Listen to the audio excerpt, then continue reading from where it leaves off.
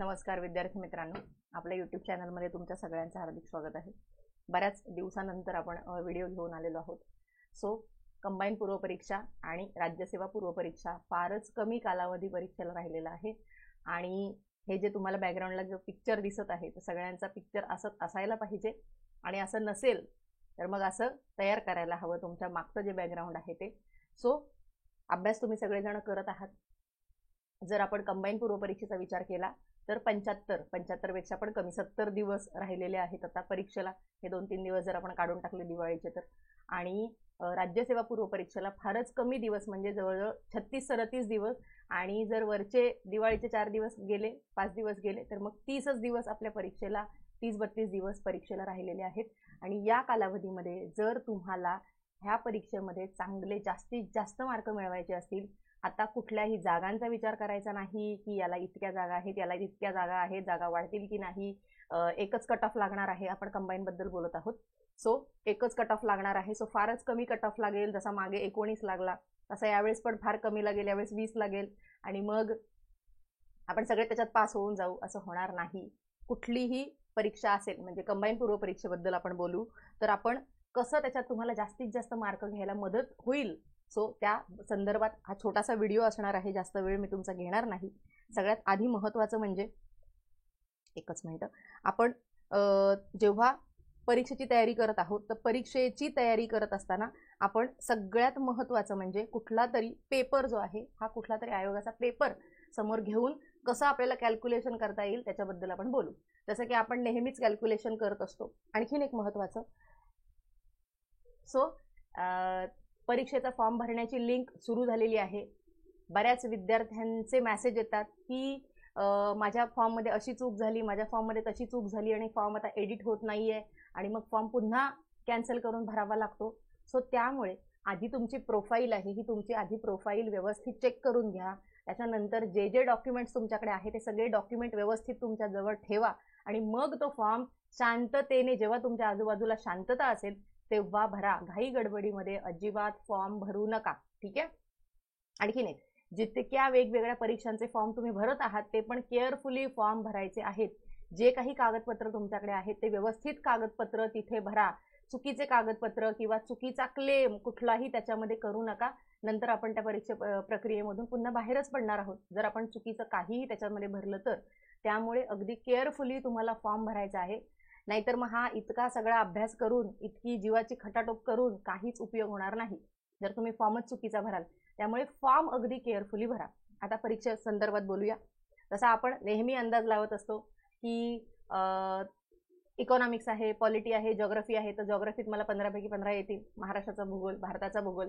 त्यानंतर पॉलिटी आहे, पॉलिटीमध्ये मग 15 पैकी किती येतील, 12 येतील, 13 येतील, आणि सायन्सपैकी मला 7-8 येतील, आणि अशी सगळी टोटल करून आपण आपली टोटल जी आहे ही 60 पर्यंत नेऊन आपल्या कल्पनेमध्ये आपण 60 पर्यंत जाऊन पोहोचतो, ठीक आहे। जेव्हा पेपर झालेला नसतो तेव्हा, पण जेव्हा ऍक्च्युअल आन्सर की येते तेव्हा मग हे 60 जे आहेत हे 60 बरोबर येतात आणि जे मागचे 40 आहेत ते सगळे मागचे 40 चुकतात, किंवा जेवढे काही तुम्ही सॉल्व्ह केलेले आहेत 30 ते सगळे चुकतात, आणि मग आपण निगेटिव्ह मध्ये जातो आणि मग आपला स्कोर जो आहे आपला स्कोर 40-45 इथपर्यंत येऊन अडकतो, आणि मग पुन्हा प्रिलियम्स पास होण्याची जी खात्री किंवा जो विश्वास आपल्याला व्हायला हवाय तो पुन्हा होत नाही, आणि मग पुन्हा आपण त्याच प्रिलियम्सच्या चक्रामध्ये अडकून बसतो।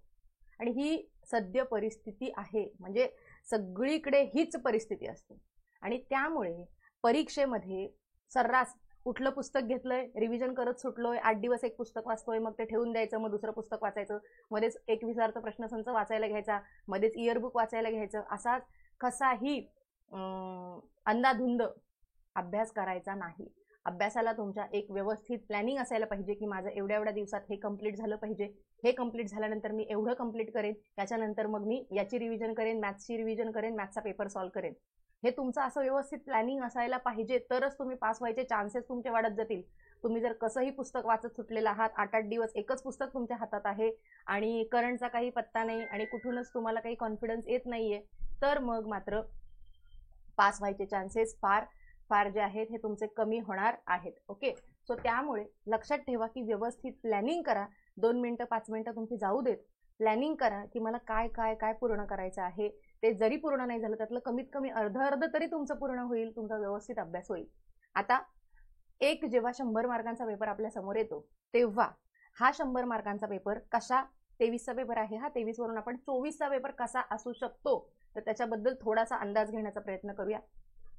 याच्यामध्ये आपल्याला आयोगाने 100 प्रश्न दिलेले आहेत. आता या 100 प्रश्नांमध्ये कशा कशा पद्धतीने आणि तुम्ही काय काय करायला पाहिजे या शेवटच्या उरलेल्या 70 दिवसांचा कालावधी आपण लक्षात घेत आहोत. आणि जे उरलेले 70 दिवस आहेत याच्यात तुम्हाला कसा प्रॉपर अभ्यास करता येईल बघा. 70 दिवस आहेत. आता या 70 दिवसांचं बायफर्गेशन आपण नंतर करू. आधी आपण या 100 मार्क जे आहेत त्या 100 मार्कांचं बायफर्गेशन करून घेऊ. आपण 20 जे प्रश्न आहेत तर ते मॅथ्स आणि रिझनिंगच्या याच्यामध्ये आहेत तर त्याला आपण साईडला ठेवू. आता जेव्हा हे 80 प्रश्न आपल्या समोर राहिलेले आहेत जे की टोटल जीएसचे प्रश्न आहेत, जो सगळा अभ्यास आपण केलेला आहे त्याच्यातूनच ते मार्क येणार आहेत. आता कसं त्याच्यातून येतात तर जेवढं माझं ॲनालिसिस आहे या 80 मार्कामध्ये 30 ते 35 प्रश्न असे असतात, 30 ते 35 प्रश्न असे असतात जे तुमच्या मागच्या वर्षांचे जेवढे काही PYQ झालेले आहेत त्या PYQवरती डायरेक्ट ऑर इनडायरेक्ट बेस असतात. डायरेक्ट ऑर इनडायरेक्ट ते त्यावरूनच आलेले असतात. म्हणजे जर मागच्या वेळेस आंबेडकरांवर प्रश्न आलेला आहे तर आपण आंबेडकरांचं वाचलेलं असतो, समाजसुधारक वाचलेले असतात, महात्मा फुले ते आपण वाचलेले असतात, आनंदीबाई जोशी असतील ते आपण वाचलेले आहेत, रमाबाई रानडे आहेत, पंडित रमाबाई आहेत हे आपण वाचले. मग त्यांच्यावरती आधारित काहीतरी वेगळा प्रश्न त्याला आपण म्हणूया PYQ बेस प्रश्न. किंवा कामगार संघटनांवरती प्रश्न विचारलेला आहे तर नामदार लोखंडे यांच्यावरती प्रश्न विचारलेला आहे, त्यानंतर ब्राह्मणेतर चळवळ आहे याच्यावरती प्रश्न विचारलेला आहे तर ते ते ते ते भाग आपण वाचलेले असतात आणि त्याच्यावरतीच आधारित प्रश्नाचा ऑप्शन किंवा ऑप्शनचा प्रश्न अशा पद्धतीने तो प्रश्न जो आहे हा तुमच्या PYQशी रिलेटेड असतो डायरेक्ट और इनडायरेक्टली. आणि असे प्रश्न कुठलाही पेपर तुम्ही काढून बघितलात तरी सुद्धा तुम्हाला 30 ते 35 प्रश्न असेच तुम्हाला सापडणार आहेत. मी याच्यात तुम्हाला दाखवू शकते इथे खाली, पण जास्त वेळ तुम्हाला लागेल तो. सो 30 ते 35 प्रश्न आहेत. याच्यावर सगळ्यात जास्त तुमची आधी कमांड आली पाहिजे आणि त्यासाठी तुम्ही काय कराल आणि त्यासाठी आपण सगळेच करतो. काय करतो ॲक्च्युली हे मी घेतलेलं होतं टेलिग्रामला, एक मिनिट थांबा. तर हे जे आहेत 30 ते 35 प्रश्न यासाठी आपण सर्रासपणे सगळी मुलं काय करतो तर एक PYQ ॲनालिसिसचं बुक घेतो आणि हेच PYQ ॲनालिसिसचं बुक आपण तारीख डिक्लेअर झाल्यापासून परीक्षा येईपर्यंत हेच आपण वाचत बसतो. आणि मग काय होतं की हे 30 ते 35 प्रश्न जे आपल्याला परीक्षेमध्ये येणार आहेत 30 ते 35 प्रश्न जे की त्या पुस्तकावरती बेस आहेतच. मग ते कुठलंही पुस्तक असू दे, कुणाचंही पुस्तक असू दे, ते आयोगाचं PYQ ॲनालिसिसचं पुस्तक आहे एवढं लक्षात ठेवा. ते कुठल्या प्रकाशनाचं कुठल्या लेखकाचं ते मॅटर नाही करत. मॅटर काय करतं की ते आयोगाच्या प्रश्नपत्रिकांचं ते विश्लेषण आहे. प्रश्न कुणाचे होते आयोगाचे होते. ओके, सो ते ॲनालिसिसचं पुस्तक आपण स्टार्ट टू एंड करत बसतो आणि मग हे 30 ते 35 40 प्रश्न आपल्याला ओळखीचे वाटतात आणि मग तेच आपल्याला तितकेच प्रश्न सॉल्व्ह करता येतात आणि बाकी सगळे प्रश्नांमध्ये आपण कन्फ्युजन होतो. आपलं 1 की 2, 2 की 3, 2 की 4 असं आपण करत राहतो आणि मग आपले प्रश्न चुकतात आणि मग आपला स्कोर हा इथपर्यंतच येतो 35 40 45 इथंच आपण अडकून बसतो. आता वरच्या प्रश्नांबद्दल बोलूया. आता पहिलं काय करायचं आहे तुम्हाला, पहिली स्टेप काय आहे, आपण याच्यात 3 स्टेप बद्दल बोलत आहोत. पहिली स्टेप जी आहे तुमची detail PYQ analysis. Detail PYQ analysis. दुसरी स्टेप आहे तुमची प्रॉपर रिव्हिजन. दुसरी स्टेप आहे तुमची प्रॉपर रिव्हिजन. आता प्रॉपर रिव्हिजन कशाची असायला पाहिजे तर तुम्ही डिटेलमध्ये क्वेश्चन ॲनालिसिस करत आहात. एक प्रश्न आहे त्याचे 4ही ऑप्शन, त्याची सगळी माहिती तुम्ही वाचत आहात. डिटेल ॲनालिसिस तुम्ही केलेलं आहे PYQ ॲनालिसिस. पुढचं आहे तुमचं प्रॉपर रिव्हिजन. प्रॉपर रिव्हिजन म्हणजे काय की मी एक समजा पॉलिटीचं कोळंबे सरांचं बुक घेतलेलं आहे. त्याच्यात मला माहिती आहे की 1 पासून 30 पर्यंत महत्त्वाचे घटक आहेत ज्याच्यावर PYQ विचारून झालेले आहेत आणि ज्याच्यावर आयोग प्रश्न विचारू शकतात. पहिला चॅप्टर वाचला, त्याच्यातले जेवढे महत्त्वाचे घटक आहेत जे माझे PYQ मध्ये झालेले नव्हते, जे माझ्या परीक्षेमध्ये येऊ शकतात, अशा पद्धतीचे जे घटक आहेत ते मला आता तिथे रिवाइज करायचे आहेत. हा झाला प्रॉपर रिव्हिजन. दुसरा चॅप्टर, तिसरा चॅप्टर, चौथा चॅप्टर अशा पद्धतीने कमीत कमी 6, 7, 8 दिवसांमध्ये तुमचा हा विषय पूर्ण झाला पाहिजे. एक विषय वाचून समजा तुम्ही 6 दिवस घेत असाल तर 6 पंचा 30 दिवसांमध्ये तुमची संपूर्ण प्रॉपर रिव्हिजन होत असते आणि होते, आरामात होते. 5 विषय महत्त्वाचे घ्यायचे आणि त्यांची व्यवस्थित रिव्हिजन करायची होते. आता जे वरचे आपण जे मगाशी म्हणालो 35 प्रश्न PYQचे झाले, हे जे वरचे तुमचे 20 ते 25 प्रश्न आहेत, हे प्रश्न हे जो भाग तुम्ही वाचलेला असतो याच भागामधले असतात, पण आपल्याला त्यांच्या शुअर शॉट उत्तरांपर्यंत पोहोचता येत नाही. कुठलं चाललंय हे रिव्हिजन मधलं चालू आहे. आणि म्हणून ही जी रिव्हिजन आहे या रिव्हिजनच्या 2 कंप्लीट सायकल ज्या आहेत त्या सायकल आपल्या झाल्या पाहिजेत, तरच या 20 प्रश्नांपैकी कमीत कमी 15 ते 18 प्रश्न जे आहेत हे 15 ते 18 प्रश्न आपले बरोबर येतात. आणि हे वरचे किती होते, हे वरचे तुमचे 30 प्रश्न पकडा आणि हे 15 प्रश्न पकडा, म्हणजे 45 आपले प्रश्न. आपण ॲक्युरेसीकडे चाललोय. ॲक्युरेसी कशी प्रश्नांमध्ये आली पाहिजे आणि कसा प्रॉपर एक एक घटक फोकस करून अभ्यास करायचा आहे त्याच्याबद्दल आपण हे बोलत आहोत.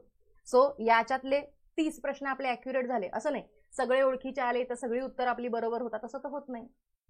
माहितीचा तर अख्खा पेपर असतो म्हणा, पण सगळं बरोबर येतं का? बरोबर येत नाही, कारण त्याची रिव्हिजन नसते, त्याची ॲक्युरेसी नसते, ते कंप्लीट फोकसने त्याची कन्सेप्ट क्लिअरिटी आपल्याला नसते. महसुली अर्थसंकल्प विचारला, चला हा महसुली अर्थसंकल्प माहिती आहे, महसुली जमा आहे, त्याच्यानंतर महसुली खर्च आहे, महसुली जमेमध्ये कर जमा आहे, करेतर जमा आहे, सगळं माहिती आहे. पण जेव्हा त्याच्यातला एखादा घटक विचारला जातो, अनुदान कुठे घ्यायची, व्याज आहे, व्याज कुठे घ्यायचं, मग आपल्याला कन्फ्युजन होत जातं. प्रभावी महसुली तूट विचारलेली आहे, तर प्रभावी महसुली तूट काय, वजा अनुदानं करायची असतात. पण अनुदानं कुठली, तर भांडवली जो आपला काय म्हणतो आपली भांडवली उत्पन्न जे आहे, तर त्या भांडवली उत्पन्नामधून भांडवली उत्पन्न किंवा सॉरी कन्फ्युजन होते माझं. सो त्याच्यात ते निर्माण करण्यासाठी निर्माण झालेली जी तूट आहे किंवा ते निर्माण करण्यासाठी जी दिलेली अनुदानं आहेत त्याला आपण काय म्हणणार आहोत, प्रभावी महसुली तूट. वजा काय करायचे आहेत, अनुदानं वजा करायची आहेत, पण निर्माण काय करायचे आहेत, भांडवली वस्तू निर्माण करायच्या आहेत. भांडवली वस्तू निर्माण करण्यासाठी दिलेली अनुदानं ही आपल्याला वजा करायची आहेत. त्या भांडवलीच्या जागी महसुली शब्द आला, आणखीन दुसरा कुठला शब्द आला, नुसता अनुदाने शब्द आला, सगळं कन्फ्युजन. म्हणजे माहिती तर आहे पण प्रॉपर माहिती नसल्याने, जसं आता माझं झालं की भांडवली काय, तर भांडवली वस्तू निर्माण करण्यासाठी दिलेली अनुदानं म्हणजे प्रभावी महसुली तूट, बरोबर. सो अशा पद्धतीने जेव्हा आपली प्रॉपर रिव्हिजन नाही तेव्हा आपण काय होतो, कन्फ्यूज होतो. आणि त्यासाठी म्हणून कंप्लीट डिटेल PYQचा ॲनालिसिस, ज्याने तुम्हाला 35 मार्क शुअर शॉट कन्फर्म करायचे आहेत पेपरमध्ये.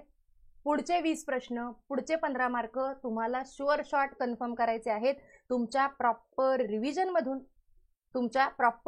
मधून. आणि किती झाले मग आता मार्क, किती झाले, समजा इथून तुम्हाला 30 मिळाले, इथून तुम्हाला 15 मिळाले, तुमचे 45 मार्क झाले, जे शुअर शॉट तुम्हाला मिळतील. कितीही काही मायनस झालं तरी तुम्हाला मिळणार आहेत.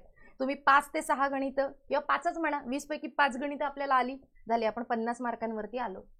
5 गणित तर आलीच. आता जो तुम्हाला स्कोअर जो क्रॉस करायचा आहे, तो क्रॉस करायचा स्कोअर आहे नेहमी 56 मार्क. कुठली पण मेन्स द्यायची आहे तर तुम्हाला हे 56 मार्काचा स्कोअर किंवा 56 मार्कांचा कट ऑफ हा तुम्हाला क्रॉसच करायचा आहे. कुठलाही तुम्ही ओपन फिमेल घ्या किंवा ओपन मेल घ्या किंवा काहीही घ्या, शुअर शॉट मेन्सला जायचंय तर 56 तुम्हाला क्रॉस करायचं आहे. अगदी 2-3 जागा असतील, 10 जागा असतील त्यांचं बोलत नाही आपण, ज्या आता सर्रास जागा आलेल्या आहेत कंबाईनच्या, वाढतील 100% जागा त्याच्याबद्दल बोलतोय. तर 56 तुम्हाला क्रॉस करायचे आहेत. तर वरचे तुम्हाला जे 8 ते 10 प्रश्न सॉल्व्ह करायचे आहेत ते तुम्हाला सॉल्व्ह करायचे आहेत एका प्रॉपर अप्रोचने कुठल्या तरी वेगवेगळ्या पद्धतीच्या आयोगांच्या क्वेश्चन पेपरच्या प्रॅक्टिसने. तुम्हाला कशाने सॉल्व्ह करायचे आहेत ते, तर तुम्हाला सॉल्व्ह करायचे आहेत, तिसरी स्टेप आहे प्रॉपर प्रॅक्टिस ऑफ पेपर. आता या प्रॉपर प्रॅक्टिस ऑफ पेपरमध्ये म्हणजे पेपरच्या प्रॅक्टिसमध्ये आपण काय करणार आहोत, तर आयोगांचे जे वेगवेगळे अप्रोच आहेत, जे वेगवेगळे लॉजिक आहेत, जे वेगवेगळे कॉमन सेन्स आहेत, जे वेगवेगळे क्लूज आहेत, ह्या सगळ्यांना आपल्याला काय करायचं आहे, तर हे आपल्याला त्या प्रॉपर क्वेश्चनच्या प्रॅक्टिसने, पेपरच्या प्रॅक्टिसने त्या सगळ्या गोष्टी तुम्हाला आत्मसात करायच्या आहेत. आणि सगळं कधी होतं, जेव्हा तुमची असते प्रॉपर रिव्हिजन. हे वरचं पहिली स्टेप झाली, दुसरी स्टेप झाली, आता ही तुमची तिसरी स्टेप. जी सोबतच चालणार आहे, तुमच्या कंटिन्युअस सोबत चालणार आहे. जेव्हा तुम्ही पहिल्यांदा हे PYQ अनालिसिस पण कराल त्यावेळेस सुद्धा तुमच्या बॅक ऑफ द माइंड हे असायलाच पाहिजे की हा प्रश्न कसा सॉल्व्ह झालेला आहे, आयोगाने या प्रश्नाचं उत्तर कसं आपल्याला समोर आपल्याला दिलेलं आहे, पण आपल्याला का ते उत्तर ओळखता येत नाहीये किंवा कसं त्याचं उत्तर शोधायचं आहे. अशा ह्या 3 स्टेप आहेत ज्यानेच आपण 65+ आरामात स्कोर करू शकतो. कारण आपण उरलेले जवळजवळ 25 ते 30 प्रश्न, 20 प्रश्न म्हणूया, 20 प्रश्न आपण याच्यात सॉल्व्ह करणार आणि त्यातले 10+ क्वेश्चन आपले 100% बरोबर येतात. पण त्यासाठी काय पाहिजे, जसं आतापर्यंत म्हणालो आपण, प्रॉपर तुमची आयोगाच्या PYQ वरती कमांड, त्याचं डिटेल अनालिसिस तुम्हाला माहिती पाहिजे, तुमची प्रॉपर प्रत्येक विषयाची रिव्हिजन झाली पाहिजे आणि प्रॉपर तुमची क्वेश्चन पेपरची प्रॅक्टिस झाली पाहिजे. कारण एक गोष्ट लक्षात ठेवा, प्रश्नपत्रिकेतला सॉल्व्ह करणं आणि प्रश्न 21,000च्या संचामधून वाचणं किंवा संचामधून सोडवणं याच्यात खूप फरक आहे, खूप फरक आहे. तो 21,000च्या प्रश्नसंचामध्ये दिलेला प्रश्न जो असतो तो आपल्याला इतका जवळचा वाटतो कारण आपण ते सतत सतत सतत बघत असतो. पण आपण आयोगाच्या प्रश्नपत्रिका, ज्या रिअल प्रश्नपत्रिका आहेत ॲज इट इज, त्या आपण बघत नाही आणि त्यामुळे जेव्हा पेपर आपल्या समोर येतो आपण खूप घाबरतो. आणि सगळं सोपं आहे, त्याच्यात आपण एलिमिनेशन करू शकतो, फॅक्ट्स एलिमिनेशन करू शकतो, बऱ्याच गोष्टी करू शकतो, आपल्याला येत असतं त्याच्यातलं भरपूर, पण आपण तिथं घाबरतो आणि येत असलेली पण उत्तरं तर आपण चुकीची करत जातो.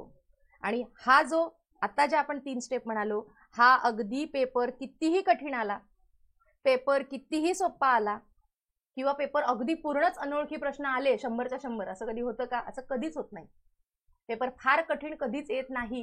कुठलाही आयोगाचा प्रश्नपत्रिका आहे बघा, हा पूर्ण प्रश्नपत्रिकांची PDF आहे ही, याच्यामध्ये इतक्या प्रश्नपत्रिका आहेत या PDF मध्ये.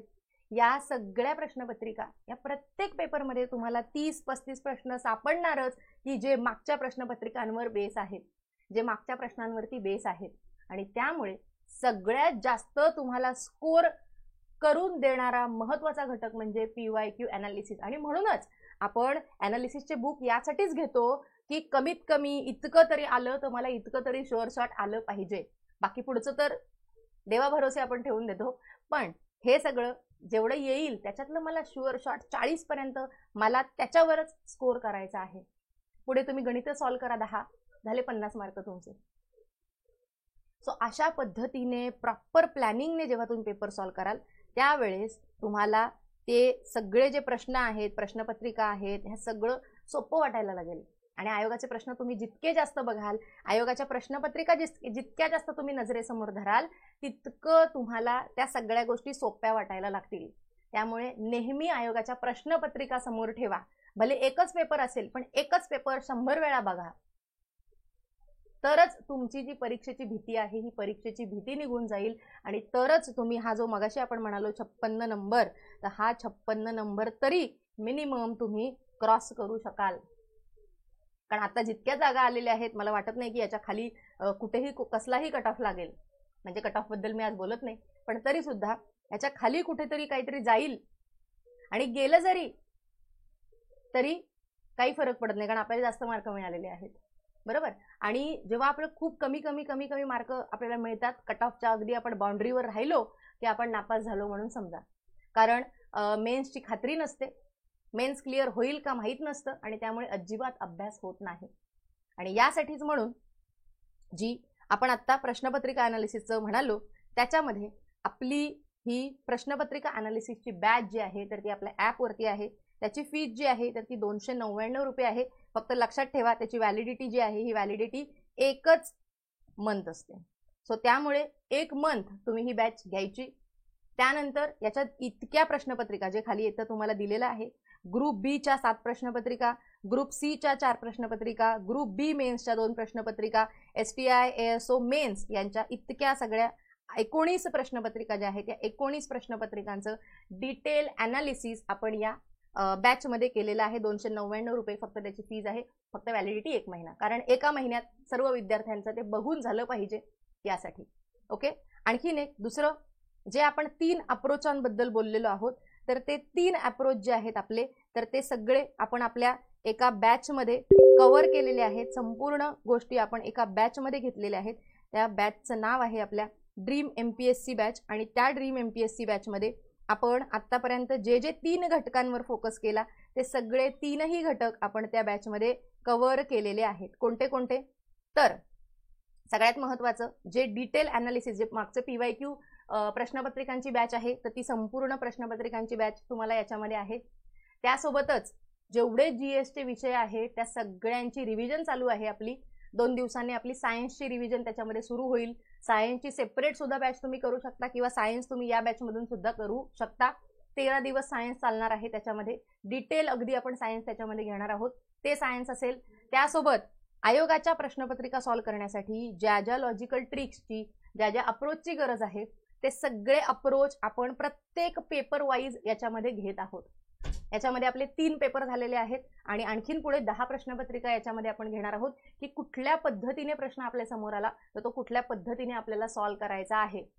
कुठला प्रश्न आहे जो कंटेंटचाच भाग आहे, जो आपल्या PYQचाच भाग आहे, तो आपल्याला तिथूनच सुटला पाहिजे आणि तो सोपा प्रश्न आहे, तो तुम्हाला सुटणारच आहे. पण जे बाकीचे 15-20 प्रश्न पेपरमध्ये आलेले आहेत जे आपल्याला माहिती नाही ते कुठल्या पद्धतीने आपल्याला सॉल्व्ह करायचे आहेत, असं संपूर्ण 3ही स्टेप ज्या आपण म्हणालो त्या संपूर्ण तुम्हाला या बॅचमध्ये दिलेल्या आहेत. त्याच्याबद्दलची माहिती डिस्क्रिप्शनमध्ये दिलेली आहे, ती नक्कीच चेकआउट करा. ठीक आहे, थांबूया आपण इथे.